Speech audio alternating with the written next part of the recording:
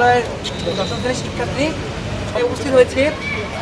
আমাদের যে এই আন্দোলনটা করার কারণ হচ্ছে যে আমাদের যে বর্তমান প্রধান শিক্ষক জনাব মোহাম্মদ দেলোয়ার হোসেন, তিনি বিভিন্ন সময়ে নানা ধরনের দুর্নীতি এবং নানা ধরনের অপকর্মে সরব ভূমিকা পালন করেছে।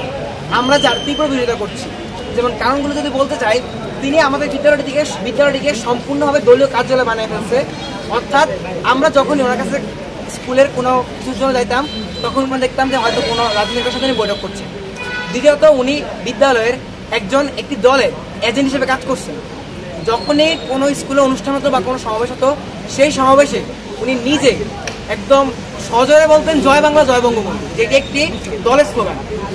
তৃতীয়ত, যেই বৈষম্য বিরোধী যে কোটা আন্দোলনটা অনুষ্ঠিত হয়েছে, সেই কোটা আন্দোলনের জন্য আমাদের যে একটা বাধা প্রদান করার জন্য তিনি নানাভাবে আমাদের উপর বল প্রয়োগ করেছেন। প্রথমত, প্রেস ক্লাবে যে পেশাজীবী সংগঠনে ছাত্রদের বিরুদ্ধে যে মানববন্ধন হয়েছে, তিনি সেখানে নিজ দায়িত্বে আমাদের বিদ্যালয় থেকে দুজন শিক্ষক পাঠিয়েছেন। দ্বিতীয়ত, আমাদের বিদ্যালয়ের আমাদের যে শ্রেণী শিক্ষকরা রয়েছে, সেই শ্রেণী শিক্ষকরা থেকে আমাদেরকে বাধা প্রদান করেছেন যেন আমাদের জন্য আন্দোলন আমরা না যেতে পারি।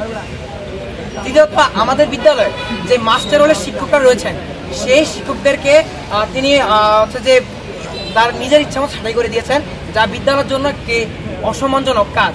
এমনকি এই সকল কিছু কারণ থাকার পরেও আমরা বড় ভাইদের সাথে সমন্বয় করে, সকল শিক্ষকের সাথে সমন্বয় করে আমরা ওনাকে 1 মাস সময় দিয়েছি। উনি নিজেই নিয়েছেন।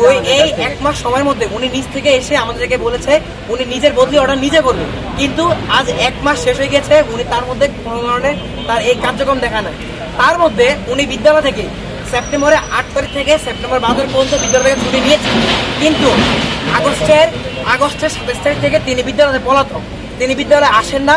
বিদ্যালয়ে এছাড়াও তিনি একটি অবৈধ ভর্তি দিয়েছেন, যার কারণে তিনি নানা সমস্যায় ভুগতেছেন, যার কারণে উনি বিদ্যালয়ে আসতেছেন না। আমরা এখন সকলের সাথে সমন্বয় করে আমরা বর্তমানে এখন ডিসি অফিসে যাব। ডিসি অফিসে গিয়ে ডিসির কাছে একটি স্মারকলিপি প্রদান করবো। এই স্মারকলিপিতে সকল ধরনের প্রমাণ সহ আমরা সেই স্মারকলিপি প্রদান করার মাধ্যমে আমরা আমাদের প্রয়োজনীয় ব্যবস্থা গ্রহণ করব।